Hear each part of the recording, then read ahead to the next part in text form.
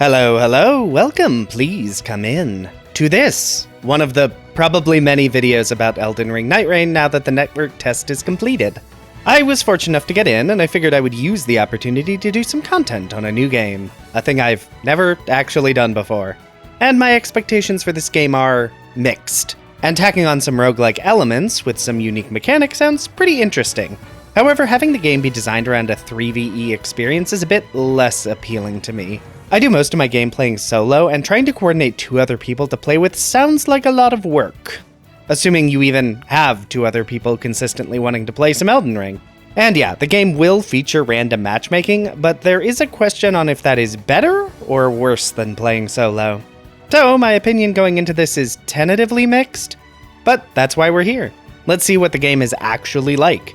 And it should be noted that, unlike my normal videos, I am scripting this as I go along, mostly so I can record narration and start putting the video together in advance, because I'd like to have this video out as quickly as possible after the network test weekend so it can come out while Nightreign is still at the front of everyone's mind. Check the release date. How did I do? Anyway, it's into session 1.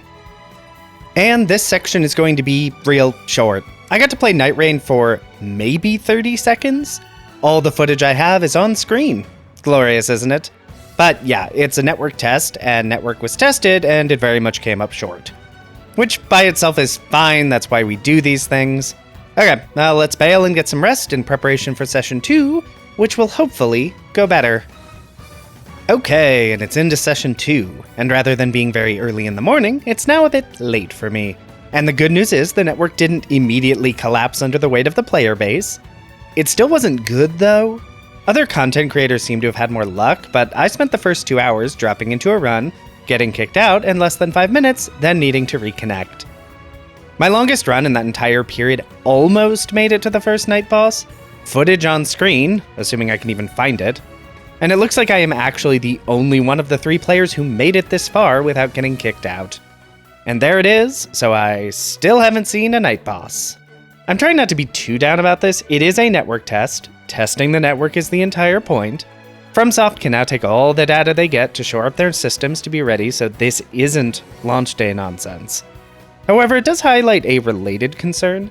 The game has meta progression relics you can attach to your characters for a variety of effects. My understanding is you get weaker set of relics for losing to a night boss, and a stronger set if you actually complete a run. You know when you don't get rewards? When you get kicked from the game. So, after 2 hours, I still don't actually have anything to show for it.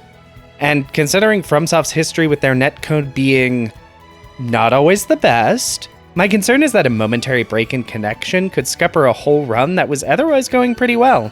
But hey, maybe the netcode will be perfect and solid.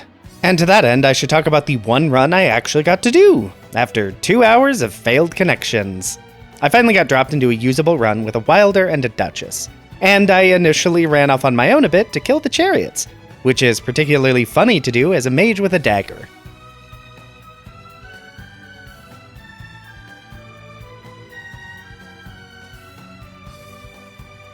But then we joined back up and started actually working as a team.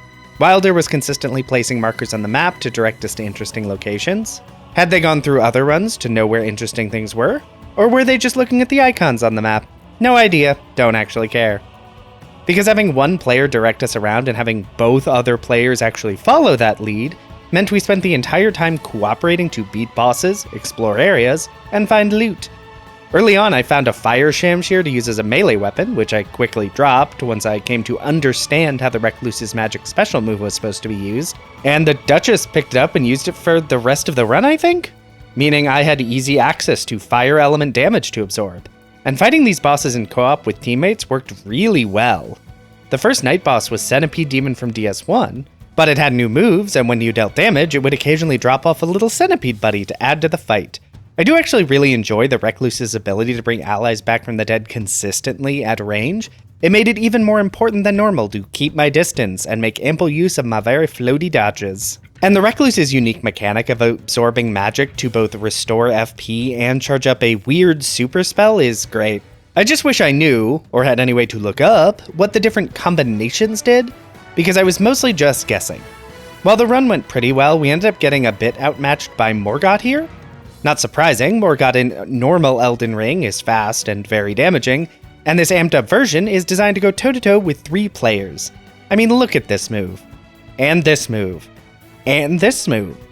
And this move. Hopefully I recorded enough different takes for all of the different moves that were impressive. Anyway, Session 2 has given me a lot to think about, but I'll save the rest for a summary section at the end of the video after the final network test. And we're back for Session 3. Wish I could say network stability had improved, even slightly for me, but nope. Still disconnecting with shocking regularity. I didn't even manage to get a run to a night boss to die to, which was a bummer. I even tried connecting my PS5 directly to my router just in case it was on my end, but sadly nope. Internet is perfectly stable, but no solid Nightreign connection for me. Fortunately, I did at least get enough playtime to experiment with the other characters. Other than the Guardian, who is just never gonna be what I want to play as. But both the Duchess and Wilder are pretty interesting.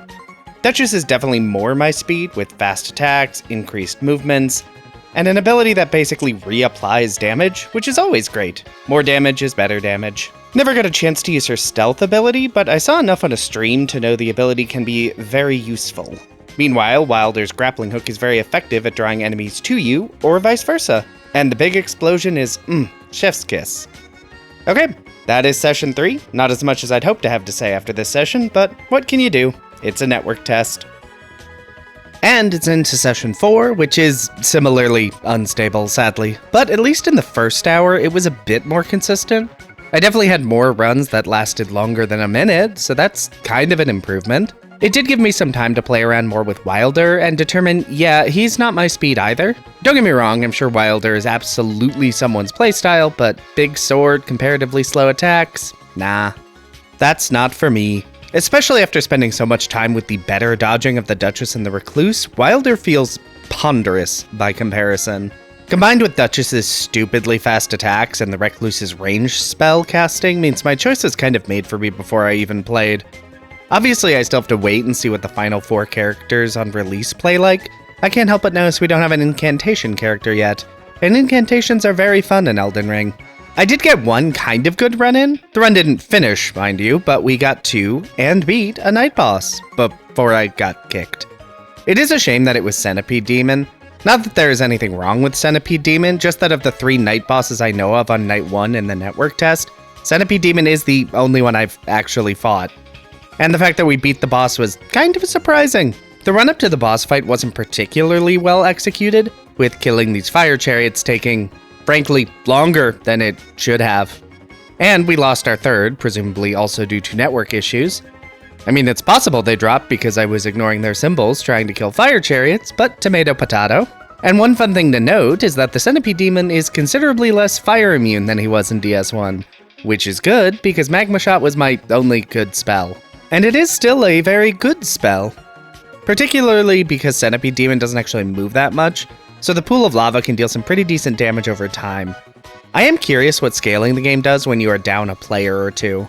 Because this Centipede Demon seems a lot less durable than the first, which I assume was intentional with us being down a player, so I'm curious exactly how that works.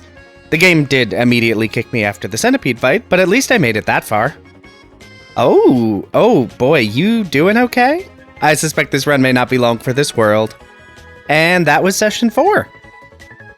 Session 5, nothing new to report. Still lost network connection in under 5 minutes basically the entire time. I mean, full disclosure, I actually was only in the last session for the first hour, mostly because I got sick of disconnecting. Like, I get it's a network test, but I'll admit I expected the network to be a bit more reliable than this. And that was the network test. All 5 sessions and a brief summary of how that all went. And I have a lot of thoughts on this game now that I've actually gotten to play it for a dozen-ish hours, kind of. But to help organize my thoughts, let's start with the positives and work my way down. Game fun. I know that should be a given, but there is a lot different and tweaked about the Elden Ring formula in this game. But the core Elden Ring combat is still there, still good, and still works. And the additional unique mechanics of each character work. I went in knowing that the Recluse would be my favorite, and big surprise, it absolutely was, but each character plays and feels very differently. The sprinting, wall vaulting, and complete removal of fall damage also do a lot to make the movement around the map very fun and quick. And the different locations feel pretty interesting. Nightreign has a lot of reused content both from Elden Ring and Dark Souls games, and from trailers I'm sure there is even more reused content than what we've seen in-game. But at least the reused content I saw was sufficiently distinct and interesting from the source material. The Centipede Demon had new attacks, and we usually had to deal with bits breaking off and forming new enemies. I mean, my first 2 deaths against the Fell Omen were because I was expecting Morgott and got the Fell Omen. And the Fell Omen is very scary. And really fun to have to dodge around. So my takeaways are that when Nightreign works, it's gonna work. But how much is that actually going to be? This game, more than any other FromSoft entry, is going to live or die based on the community. Particularly if you don't have 2 other people you already know to play with. And while I didn't really have any issues with my co-op partners, the network test is in many ways a bubble. People taking part in the network test are going to largely be content creators or dedicated fans who really want to play this game. But once it releases, it's going to be everyone. And I'm concerned that the further the game gets from launch, the greater disparity there is going to be between dedicated and casual players. And in a game like this, where you absolutely have to rely on your teammates, that can create a lot of issues. I don't want to play with people way below my skill level, holding me back. I equally don't want to play with people way above my skill level and hold them back. So it will remain to be seen how much the matchmaking community hold together on what is ultimately going to be a more niche product than Elden Ring. The speed of this game is also breakneck. On one hand, that's good. I've definitely played roguelike games that really suffered from taking too long per run. And the pace of a completed run being about an hour, give or take, is pretty good. On the other hand, that speed really means you need to be moving constantly. Where are you going next? Are these consumables useful? Is this weapon useful? Are the spells on this staff what you want? Why does the UI only show one of them at a time? That speed is, in many ways, a bit counter to the normal design of Souls combat, where careful planning and skillful execution are the ways to win. I'll be curious to see how that speed holds up run after run as I get more familiar with what items are in the game and the combat style of each character. It should also be noted that a big draw of the game is the randomized maps. The map in the network test was not randomized, so I can't really comment on that. I'm also very curious about the 4 other characters that are set to be in the full release. Guess I'll have to wait and see on that. And so the network test leaves me feeling basically the same as I did before taking part. Tentatively excited, pending things actually working, both in the network sense and the matchmaking, randomization, long-term mechanic sense. There was always a bit of a concern that roguelike Souls game was a fundamentally bad idea, and that is definitely not true. When everything goes together, Nightreign was very good, but the rest of it remains to be seen. So, thank you for watching. Thank you to my lovely patrons who support the channel. This video isn't the normal kind of content I do, but I figured I might as well give it a shot with a brand new FromSoft game on the horizon. So I hope you enjoyed, or at least found it interesting.